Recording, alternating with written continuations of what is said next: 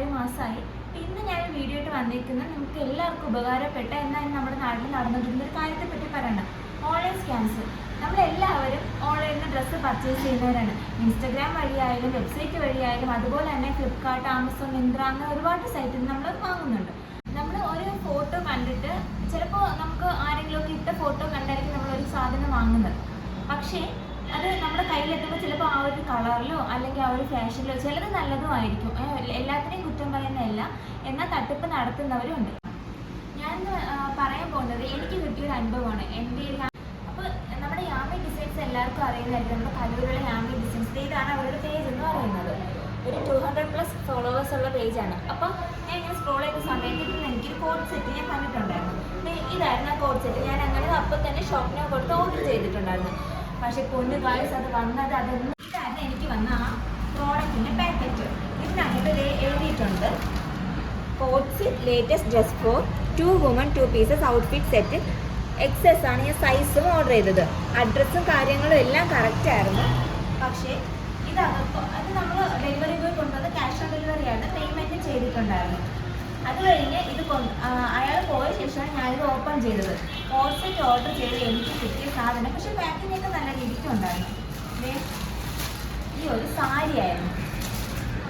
ഈ ഒരു സാരി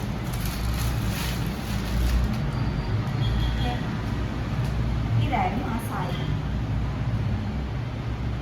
ഞാൻ ഓർഡർ ചെയ്ത് കോഡ് സെറ്റും എനിക്ക് കിട്ടിയത് സാരി. അത് നല്ല സാരി ആയിരുന്നെങ്കിൽ കൊള്ളായിരുന്നു.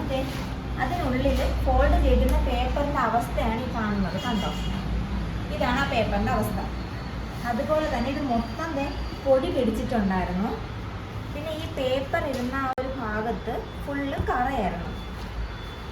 ആ സാരി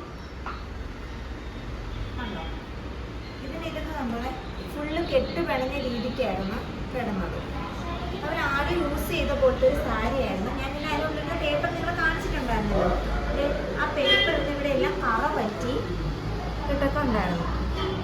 കണ്ടോ, ഇതായിരുന്നു കണ്ടോ, ഇതായിരുന്നു ആ പേപ്പർ ഇരുന്ന ഭാഗത്ത് മൊത്തം കറ പിടിച്ചിരിക്കുന്നത്. ആ പേപ്പർ ഞങ്ങൾക്ക് കാണിച്ചു തന്നിട്ടുണ്ടായിരുന്നല്ലോ, അതായിരുന്നു ആ കറ പിടിച്ച ഭാഗം. ഇതാണ് ടോട്ടൽ സാരി വരണത്. ആരോ ഉപയോഗിച്ച് ചവറ്റൂട്ടിൽ എഴുന്നേൽക്കത്തിൽ കോറ തുണിയാണ് നമുക്ക് കിട്ടിയത്. യാമി ഡിസൈൻസ് ആണ് ചെയ്ത് എന്നല്ല, അവർ നല്ല പോപ്പുലർ ആയിട്ടുള്ള നമുക്ക് വിശ്വസിക്കാൻ പറ്റുന്ന പേജാണ്.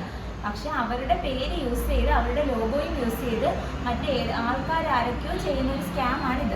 അപ്പോൾ നമ്മൾ യാമി ഡിസൈൻസിന് ഒരിക്കലും താഴ്ത്തി പറഞ്ഞതോ അവർ നടത്തുന്ന സ്കാമാണെന്നോ എന്നല്ല പറഞ്ഞിട്ടുള്ളത്. അവർ പേര് യൂസ് ചെയ്ത് മറ്റാരോ ചെയ്യുന്നതാണ് പറഞ്ഞത്.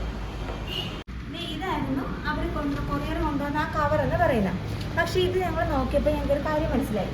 ഈ ഒരു സ്റ്റിക്കർ നമ്മൾ അഡ്രസ്സ് എഴുതിയിട്ടുണ്ട്. അതിൻ്റെ ബാക്കിൽ അവർ വേറൊരു അഡ്രസ്സ് എഴുതിയിട്ടുണ്ട്. 2 സ്റ്റിക്കറായിട്ട് നമുക്ക് കാണാൻ പറ്റും. ഇതിനുള്ളിൽ കണ്ടോ, ഇതിനകത്ത് വന്ന നെയിം എന്ന് പറഞ്ഞാൽ രാജശ്രീ മഹാരാഷ്ട്ര ഒരു അഡ്രസ്സ് വെച്ചിട്ടുള്ളതായിരുന്നു.